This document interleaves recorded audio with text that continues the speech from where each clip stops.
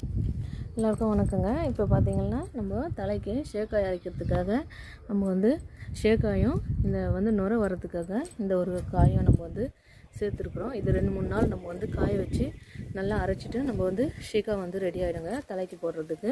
இன்றைக்கி தான் இங்கே ஒரே மழையாக இருந்தது. இன்றைக்கி தான் வந்து வெயில் வந்து பாருங்கள் நமுத்து போயிருக்கு. கடையிலேருந்து வாங்கிட்டு வந்தது நமுத்து போயிருக்கு பாருங்கள். நல்லா பட்டுன்னு உடையணும், நமுத்து போயிருக்கு. இப்போ வந்து பார்த்திங்கன்னா 1 கிலோ பக்கம் அப்படின்னு வீட்டுக்காக நான் வந்து வாங்கிட்டு வந்திருக்கிறேன்.